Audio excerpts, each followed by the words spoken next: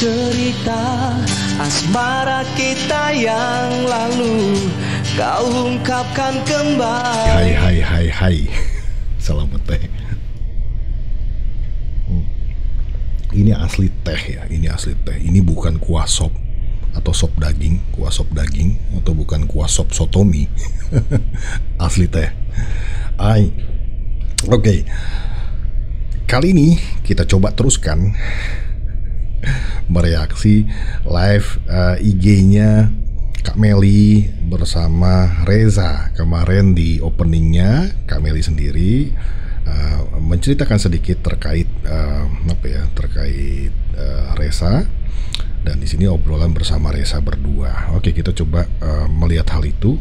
Oh iya, sebelumnya gue mau sampaikan gini loh, kayaknya menarik ya. Bahwa gini, dengan kemunculannya Reza, diakui atau tidak ya, kita akhirnya berkumpul. Reza telah menyatukan berbagai golongan, baik itu golongan atas, menengah sampai bawah, kita berkumpul. Gue lihat dari kolom-kolom komentar ya, analisanya ya. Lalu golongan pendidikan tinggi, menengah sampai bawah, kita berkumpul. Ras, suku, usia gitu kan, jenis kelamin, kita kumpul semua di sini.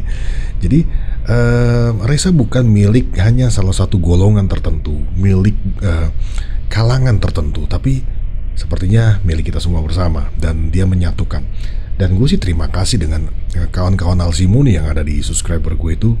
Semuanya orang-orang baik, orang-orang yang selalu menyampaikan sesuatu hal dengan positif, mempunyai cara pandang yang positif. Dan istilahnya banyak juga orang yang bertanya. Gue tuh suka sama orang yang suka bertanya, daripada yang diam-diam lalu membuat statement yang akhirnya menjadi polemik gitu. Jadi dengan bertanya, dan gue lihat banyak juga yang di bawah itu di komentar gue malah saling mencoba menerangkan, menjelaskan, mengasih tahu tanpa menunggu misalkan gue yang komen gitu. Tapi gue lihat udah dibalas sama yang ini dan jawabannya betul, ya sudah sih, gue biarkan. Oke, jadi itu yang mau gue sampaikan sebelum kita tonton. Oke, kita langsung tonton deh ya. Sini sudah ada videonya. Jadi sekarang kita langsung panggilin aja Reza. Udah ada di sini. Oke, jadi ini terlambat sih tadi ya, nggak sound. Gara-gara si Tia. Kita langsung ngobrol melihat obrolan antara Reza dengan Assalamualaikum warahmatullahi wabarakatuh. Waalaikumsalam warahmatullahi wabarakatuh. Kedengeran nggak suara Reza? Kedengeran. Aman ya? Tapi agak mengecil jadi ya. kecil, kurang kedengeran tuh. Ya, mengecil volumenya. Apa sih Helda? Ini apa? Oke. Res, kamu cerita dong sama teman-teman di sini gimana awalnya itu. Jangan rekam-rekam ya Emma ya. Kamu juga jangan rekam-rekam. Maaf, saya rekam Kak Meli. Maaf ya, tapi saya sebutkan source-nya dari IG-nya Kak Meli Guslo, nggak apa-apa ya, karena saya lihat di tempat lain juga. Karena aduh, gue kalau di situ kayaknya diomelin juga sama Kak Meli. Karena ini adalah berita yang baik, berita yang positif, jadi harus disebarluaskan dong. Dimaafkan ya Kak Meli ya. Apa namanya? Cerita sama teman-teman gimana dulunya tuh, kamu gimana sampai akhirnya tuh, kalau nggak salah apa uga ya? Ya, ada apa uga? Apa uga tuh naon sih? Napa. Oh, Napa Uga. Iya. Itu siapa yang Nafa Urbah? Nafa Urbah jadi Napa Uga gitu. Heri si teteh. Ya si Napa Uga yang upload video kamu pertama ya, sehingga jadi viral, terus jadi di banyak yang re-upload, repost gitu. Kamu cerita dari awal banget. Dari lahir dari Reza, ini. Awal Reza bisa nyanyi Lama tuh dong. pas Reza masih berumur berapa ya? 10 tahunan. Dan sekarang berapa? Sekarang 19 tahun. Oke. Iya. Sama saya, Meli. Iya. Dan Reza juga sering putus nyambung sekolah karena faktor ekonomi juga. Jadi terakhir sekolah kelas 1 SMP. 1 SMP. Oh, kok taunya 2 SMP? Mohon maaf ya Reza ya.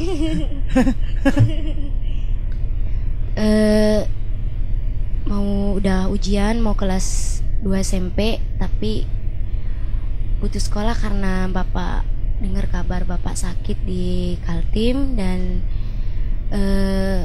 mama jadi kamu di Jeneponto di Sulawesi, bapak di Kaltim kerja. Iya, oh oke. Okay. Wah ini gue juga salah nih. Mohon maaf lagi Reza. Gue tuh pernah nonton soalnya di salah satu channel ya, yang bercerita, bahkan dia pakai teks ya di videonya itu. Saya nangkapnya kalian, maksudnya Reza, semua keluarga itu ada di Kaltim, di Kalimantan ya, dan baru pulang ke Makassar. Jadi nggak tahu kalau selama ini sebenarnya terpisah. Jadi hanya bapaknya yang di sana, terus sakit, baru kalian menyusul dengan ibu ya, dengan orang tua ya, dengan ibu ke sana nyusul ayah ya. Dan bahkan di channel itu gue juga salah juga. Ceritanya kalau di channel itu malah dari Malaysia. Bahkan gue waktu itu ngobrol sama Lisa, Guntur Excel. Gue ngobrol sama Lisa, gue bilang dia tuh pernah di Malaysia. Jadi pulang dari Malaysia sampai Makassar, kelaparan gitu, maksudnya lapar belum makan. Jadi gue bilangnya Malaysia, padahal bukan dari Malaysia. Ada yang mengkoreksi tuh teman-teman penonton subscriber, terima kasih. Bukan Malaysia dari Kalimantan gitu kan. Dan ini ya sumber yang jelas. Ya.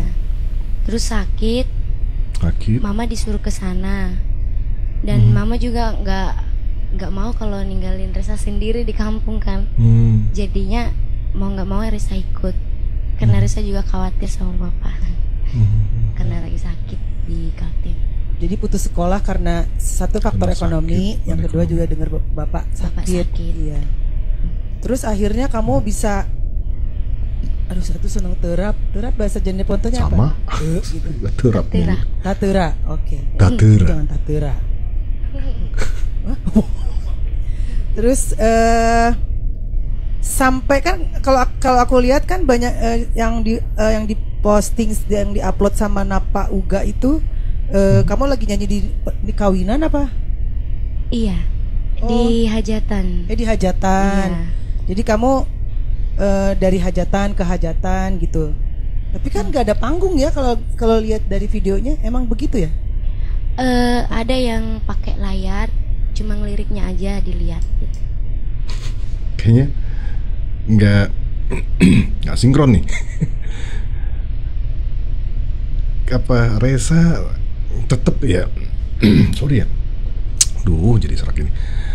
Masih terlihat ada kecanggungan, nervous ya, pasti gugup. Gue rasa ada, walaupun dia bilang nggak nervous, tapi gue yakin ini nervous karena gue pun mungkin akan mengalami hal yang sama. Sekalipun misalkan gue pede ya orangnya, misalkan percaya diri, istilahnya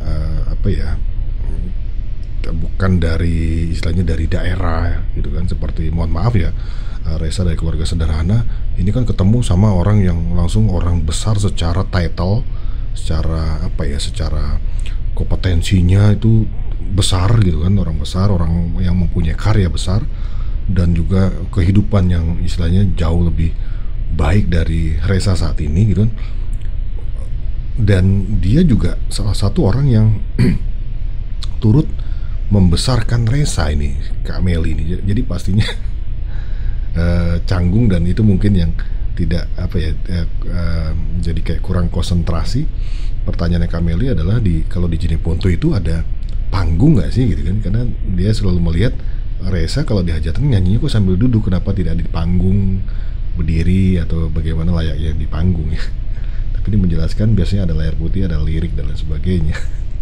Tapi nggak apa-apa Reza, nggak apa-apa. Saya juga kalau di posisi Reza saat ini dengan cerita Reza juga, wah itu mungkin nggak jelas tingkah saya, dan mungkin jawabnya lebih parah. Oh, jadi kamu duduk aja di bangku? Iya, duduk. Terus kan Reza juga ngefans banget sama almarhumah, suka nyanyikan lagu-lagunya. Teknika maksudnya ya. Resa waktu itu pas ambil yang pertama kali Resa nyanyikan sih yang malam-malam itu. Suaranya hilang. Iya, suara volumenya agak mengecil. Tak kayak iya, suruh ke sini. Katanya di sini nggak ada. Ini nggak ada. Ini kata netizen yang budiman tidak ada. Suaranya jangan ngotot. Tuh, coli abi bonge. Volumenya kecil. Enggak, ini semua bilang kecil. Yang depan nggak percaya suaranya kecil. Kasian nih Temeli jadi kayaknya konsentrasinya jadi kebagi-bagi ya. Dia tonton itu, baca komen dan harus menjelaskan lagi kepada timnya. Kayaknya banyak orang depannya nggak ada yang ini mungkin ya, nggak ada yang mendengarkan live-nya pakai headphone jadi bisa mengontrol suara yang keluar gitu ya. Iya, oke. Lanjut. Ceritanya bingung. Jadi sampai mana sih? Tuh. Resa nervous katanya. Enggak nervous ya orang saya mah. Suaranya ditambah. Ini gimana suaranya guys? Sudah bagus? Sudah suaranya jelas. Alhamdulillah. Jadi tadi dari hajatan ke hajatan, terus ada yang ya nyanyinya selalu duduk. Kamu nyanyinya duduk apa malas berdiri apa emang nggak ada panggung? Ditanya lagi. Pertama di bengkel, enggak tapi banyak pas videonya duduk. Yang awalnya sih di bengkel. Oh awalnya itu di bengkel. Di bengkel pas malam-malam. Di bengkel malam-malam ngapain? Di bengkel malam-malam nyanyi naonannya nongkrong. Iya nongkrong gitu. Nongkrong terus nyanyi gitu. Oh ya mungkin. Tes soundnya Napa Uga gitu. Oh jadi Napa Uga tuh sebenarnya siapa? Dia juga keluarga Resa. Oh keluarga Resa, tapi maksudnya dia main musik apa? Enggak, dia punya sound gitu kan. Baru beli katanya, Cak, tes yuk malam-malam. Oh gitu. Oh jadi dia suka sewa-sewain sound system. Iya betul. Oh jadi Napa Uga tuh untuk masyarakat Sulawesi Selatan kalau mau hajatan sewa soundnya di Napa Uga ya. Napa Uga, jangan ke Napa Urga.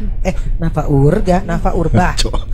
Oke, terus bintang iklannya sound systemnya Napa Uga Melly Goeslaw dong.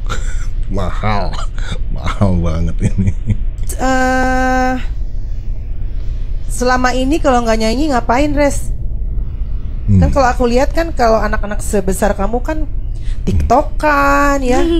Kalau aku lihat kan enggak ya. Kamu juga nggak aktif gitu di TikToknya. Jadi selama ini kalau sehari-harinya ngapain, bantu orang tua apa gimana? TikTok. Apa ada apa nongkrong terus di bengkel tiap malam? Enggak. Kan mama jualan bakso. Di sana di dekat rumah Resa juga 2 kali seminggunya pasarnya, terus bantu mama juga jualan kalau lagi nggak nyanyi gitu. 2 kali seminggu pasarnya. Oh ini gue jadi inget kalau jadi gue tuh pernah ke beberapa daerah, salah satunya di Kalimantan ya, di Kalimantan Selatan. Itu kebetulan gue di daerahnya ya, maksudnya masih masuk ya ke daerah apa ya istilahnya di luar kabupaten, udah makan di ada istilah apa ya dekat-dekat pegunungan Meratus ya. Di sana pegunungan Meratus ya. Jadi di desa itu pasarnya itu kalau di sana malah seminggu sekali ya. Jadi kalau minggu ini ada di desa Gunung Riut misalkan, nanti besoknya pindah lagi tuh di desa yang lain. jadi kita harus ngikutin. Sekarang ada di mana nih desa di Gunung Riut, ya udah kita ke Gunung Riut. Itu paling cuma beli apa, beli ayam, beli masakan gitu kan. Nanti itu harus seminggu itu. Ya. Oh jadi tuh guys, ini mentalnya hebat banget. Jadi kalau nggak gampang ngapain, ulah loba TikTok kan guys ya, yang bantu orang tua ngapain kayak gitu, kayak yang dilakukan oleh Resa tuh, bantuin mama jualan bakso. Sama kalau di pasar apa, jualan bakso juga? Iya bakso. Oh, tiap hari jualan bakso sih. Kalau bapak? Kalau bapak kuli bangunan. Bapak kuli bangunan. Masya Allah. Buruh basah, buruh kasar. Gimana rasanya jadi orang tuanya ya? Oh. Iya. gue juga bisa bayangin ya. Maksudnya dengan kondisi ekonomi, tanpa maksud untuk merendahkan, tanpa untuk mengungkit-ungkit ekonomi Reza ya. Tapi kita ambil contoh bahwa dari orang tua yang sederhana, ekonomi yang sederhana, istilahnya ketika Tuhan ingin membalik rezekinya, itu langsung. Jadi dan ya Tuhan Maha tahu ya kapan ya umatnya dikasih istilahnya ujian. Ini kan ujian ya, ini ujian loh. Ini sebenarnya ujian. Jadi yang Reza harus benar-benar maintenance itu, merawat itu dan menjalani prosesnya dengan baik gitu, dan harus benar-benar memperbanyak pengetahuan dengan bertanya supaya tidak salah jalan ya. Jadi ya orang tua ya kita suka lihat ya, bahkan di lingkungan kita kadang ada lihat ya, ada buruh kasar yang kerja bangunan, dan ya mungkin dulu di Kalimantan juga banyak yang pernah melihat ayahnya gitu kan, nggak taunya bapak-bapak itu yang dia pernah lihat kerja di rumahnya misalkan atau di mana gitu kan, di proyeknya gitu, ternyata dia mempunyai anak dan anaknya itu sekarang viral. Itu wah, yang bangga banyak juga itu ya. Jadi ya tadi kita nggak bisa memandang rendah ya suatu golongan. Kita nggak pernah tahu rezekinya seseorang ya. Kita mungkin dengan begini merasa sudah besar, akhirnya merendahkan orang yang memang kondisi ekonominya rendah. Tapi Tuhan itu nggak pernah tahu rencananya tiba-tiba dia bisa menjadi jauh lebih besar dari kita. Nggak boleh sombong. Nggak kebayang sih, tiba-tiba anaknya bisa jadi public figure, dan bukan cuma public figure guys, karena Reza ini dari daerah, jadi ini membesarkan nama daerahnya. Saya sendiri jujur saya nggak tahu Jeneponto tadinya, tapi setelah tahu toh jadinya ada di Makassar toh, 4 jam dari Makassar. Salah. 2 jam. Oh 2 jam setengah dari Makassar. Tapi 8 jam kalau menurut aku, kalau jalan kaki. Tetep nggak mau kalah.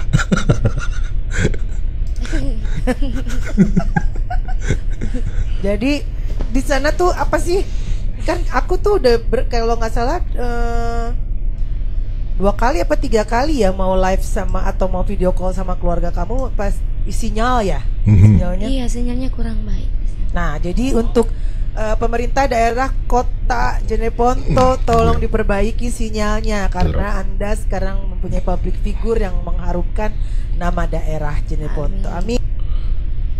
Hal yang sama pernah saya sampaikan ke pemerintah waktu ngobrol podcast dengan KMA. Tolong pemerintah Menkominfo, tolonglah diperbaiki jaringan seluler di sana, jaringan network untuk internetnya. Ya dulu kemarin tuh saya sampai susah untuk melakukan podcast gitu. Bahkan tuh ngobrol sama Reza tidak pernah berhasil ya, tidak pernah berhasil. Sama Kaima juga waktu di sana juga tidak pernah berhasil. Waktu dia sudah di Jakarta baru bisa berhasil. Amin ya. Ya amin. Terus, amin. Apalagi ya, aku pengen tahu. Kalian boleh nanya loh, kalau ada yang mau nanya, dibantu ya itunya bacain pertanyaannya sambil nunggu yang nanya. Aku pengen tahu nih, kalau misalnya single ini insya Allah atas izin Allah booming gitu ya, apa yang mau Reza lakukan? Pertama-tama Reza mau belikan mama rumah juga, insya Allah. Pertamanya karena amin. Rumah yang Reza tempati sekarang tanahnya rencananya udah mau diambil sama orangnya juga, karena mau bangun rumah juga katanya. Jadi berarti Reza sekarang tinggal di rumah itu di atas tanahnya orang lain gitu. Iya, Nah tapi karena yang punya tanahnya itu mau bangun rumah di situ, jadi Reza harus keluar dari rumah itu. Kapan itu? Belum tahu kapan, tapi udah dikasih tahu itu mau di. Iya. Untuk yang punya tanah tunggu ya, tunggu dulu. Setuju. Kasih waktu dulu, Tunggu dulu, sampai Pak Resa atau ngumpulin Ibu. royalti dan bisa beli rumah. Jadi gini Ya, tunggu dulu. Gue tadi menutup suaranya Kak Meli. Coba diulang sedikit. Tahu kapan tapi udah dikasih tahu itu iya, Maudi. iya. Untuk yang punya tanah tunggu ya, tunggu dulu. Kasih waktu dulu sampai Resa ngumpulin royalti dan bisa beli rumah. Jadi Tunggu sampai Resa mengumpulkan royalti. Ini yang apa ya, yang dulu gue tuh ya concern ya terhadap Resa untuk bisa fokus ke mana pekerjaan ini project yang dari dulu selalu gue bilang ini adalah project besar. Istilahnya apapun yang pernah kamu dapatkan kemarin itu tidak ada apa-apanya dengan project yang memang sudah disiapkan oleh Kak Meli. Berbicara energi yang kamu keluarkan juga tidak ada apa-apanya. Kalau kemarin kamu harus panggung sana sini, naik turun. Sekarang kamu cuma take vokal gitu kan, rekaman, lalu di publish, tinggal didengarkan banyak orang.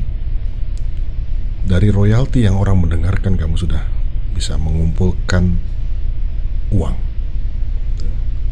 dan kamu sudah punya karya. Makanya dulu tuh ada kekhawatiran yang aduh Resa jangan sampai drop, jangan sampai nanti di saat big eventnya gitu kan, event atau acara yang paling besarnya kamu drop, kamu sakit, kamu kehilangan suara misalkan, wah itu bakalan nyesal seumur hidup.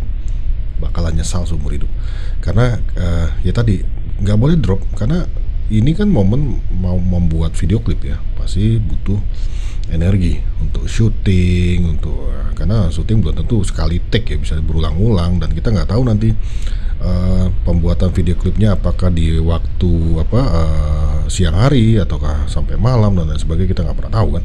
Jadi benar-benar menjaga kesehatan, dan yang penting adalah suara, karena setelah launching nanti tentunya nanti akan dibutuhkan kegiatan-kegiatan promo yang sempat waktu itu gue tanya ke Kak Emma juga, apakah ada terkait dengan program-program promo nih gitu kan.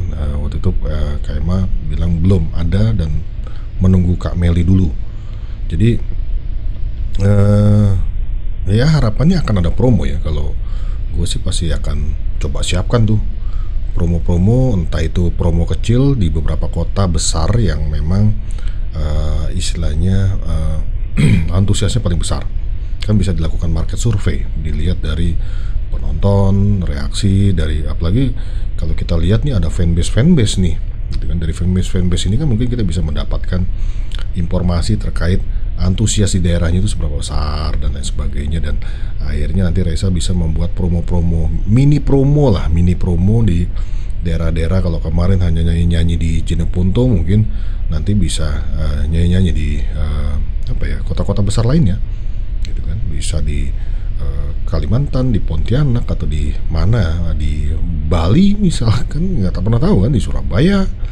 Jadi bisa istilahnya melakukan promo kecil, kalau tidak bisa promo besar ya. Syukur-syukur bisa promo besar ya, jadi tour di berbagai daerah untuk mengenalkan singlenya ini. Well, keren sih. Gak nyangka ya sampai sejauh ini langkahnya Resa. Ini guys, masalah rumah ini waktu itu saya sempat berdiskusi sama Mas Anto. Mungkin ada beberapa hal yang bisa memudahkan Resa, tapi itu nggak mau saya ambil langkah itu. Saya ingin Resa benar-benar membeli rumah itu dari hasil jeripayahnya dia.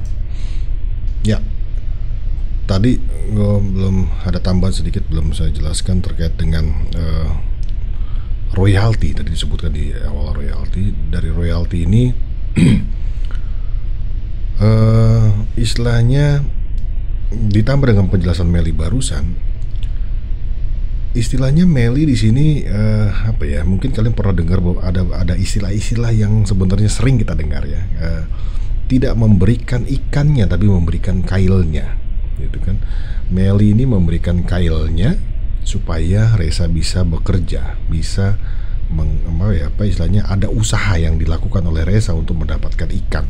Nah, ini yang dilakukan oleh Meli. Meli memberikan kailnya, memberikan komposer musik, lagu, arrangement oleh Antohut gitu kan, untuk Reza bisa menyanyikan. Ketika nyanyinya itu didengarkan oleh kalian, apalagi mendengarkan di platform-platform musik yang memang ada Reza di sana, tentunya royaltinya akan lari ke Reza.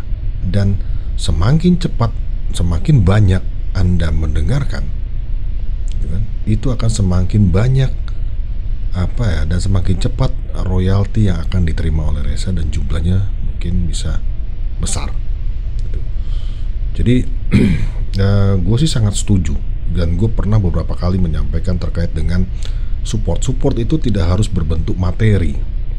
Support itu tidak harus berbentuk materi, tapi berbentuk dukungan, berbicara jangka panjang. Seperti kemarin kita harus visioner ya. Kita nih, apalagi teman-teman YouTuber ini kan orang-orang pintar ya. Saya anggap orang-orang pintar. Kreator tuh orang-orang yang kreatif. Kreator menciptakan, orang yang mampu menciptakan.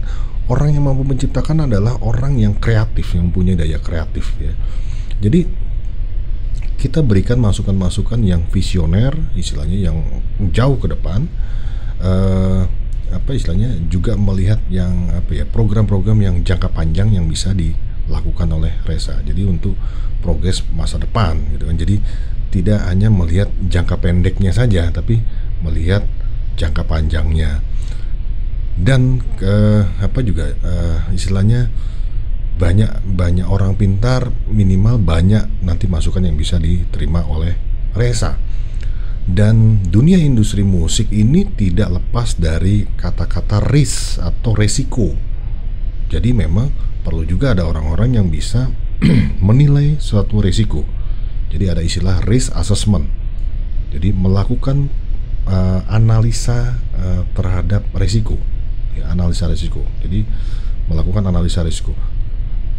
Ada resiko apa sih di depan? Ada peluang apa di depan yang bisa dijalani oleh Reza? Apakah peluangnya bagus, besar, jangka panjang, bisa nggak dilakukan, bisa jalan. Nah itu perlu ada yang bisa juga membantu dari sisi situ. Jadi melihat resiko. Resiko itu selalu ada. Resiko itu ada dimanapun. Dan makanya perlu ada orang-orang analis yang bisa membaca. Bahkan berbicara industri musik, jualan pun perlu ada market survey kan, harus ada assessment terhadap masyarakat nih suka nggak sih lagu seperti ini. Itu kan melalui beberapa survei pastinya. Meli menentukan lagu ini juga dia melihat juga, selain dia bilang bahwa dia suka dengan lagu ini, tapi tentunya dia juga membaca pasar. Cocok tidak lagu ini untuk dia? Pasar bisa menerima atau tidak, gitu kan? Karena istilahnya kenapa tanggung-tanggung kalau memang Reza memiliki talent, kenapa nggak diberikan komposisi lagu yang memang bisa juga mendatangkan atau menguntungkan dari sisi bisnis, gitu? Ya, kenapa nggak sekalian sekali tepuk dapat banyak, lalatnya dapat banyak.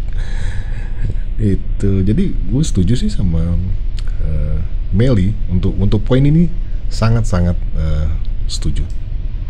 Dari royaltinya dia, sehingga dia nanti setelah mungkin nggak sama saya, sama produser yang lain, dia akan sangat menghargai arti mencari uang, arti mencari nafkah, dan dia akan lebih menjadi pribadi yang luar biasa sih menurut aku kalau ini benar-benar ditempa gitu ya. Memang mungkin aku agak sedikit nanti akan agak keras gitu, tapi ya ini untuk kebaikan, karena saya juga ya teman-teman nanti ke depan jangan melihat dari satu sisi saja ya. Ketika nanti terjadi sesuatu, istilahnya ketika nanti Meli melakukan sesuatu, melakukan tadi yang tanda kutip keras, mungkin bentuk disiplin, bentuk cara dia untuk melatih mental, kawan-kawan jangan ngelihatnya sepotong saja, jangan langsung menghujat jangan langsung membuli, jangan melemparkan kata-kata yang kotor, yang kasar. Tanya dulu, konfirmasi, tanya sana sini dulu. Jadi jangan langsung menyerang, ya. Karena ada beberapa teknik yang dilakukan oleh seorang istilahnya kalau di perusahaan tuh bicara pimpinan, ya. Ada teknik coaching gitu kan, teknik-teknik yang memang melatih, dan ada beberapa teknik-teknik yang memang disesuaikan dengan orang yang dilatih, yang di coaching tadi gitu kan. Nah, ada orang yang harus keras ngajarinnya baru dia mengerti. Ada orang yang kita ngajarinnya keras, dia malah blank. Jadi nanti ya kita harus hargai prosesnya itu dan bagaimana. Yang perlu teman-teman ingat, garis bawahnya adalah Meli lakukan itu, Antohut lakukan itu, kita tahu mereka ini orang-orang baik, tentunya itu sudah diukur. Mereka sudah mengukur dan di garis bawahi mereka adalah memang tujuannya untuk kepentingan atau kebaikan Resa gitu. Jangan nanti lihatnya, wah dasar Meli ini. Please jangan. Kalian lakukan itu cuma bikin malu diri sendiri nanti. Tumbuh dan besar sebelum masuk ke industri ini ya susah gitu. Susah, liku-likunya susah. Apalagi dulu kan nggak ada TV station, cuma TVRI doang, nggak ada medsos, jadi lebih susah dari sekarang. Terus udah ada pertanyaan belum? Idolanya Resa ya udah pasti tadi kan Teknike ya. Selain dari itu, oke. Kayaknya kelamaan nih, 31 menit. Poinnya adalah dari obrolan Meli dengan Resa ini cukup banyak yang bisa dipetik oleh Resa. Dan sebagai penutup gue ya, selain tadi ya Resa nanti belajar banyak sama Kak Meli, penutup dari gue adalah mungkin kalian pernah dengar tentang teknik perangnya Sun Tzu, ya. Jadi ada pepatah Sun Tzu itu bilang, kenali dirimu, kenali musuhmu, kenali medan perangmu, maka kau akan memenangkan dari ribuan pertempuran.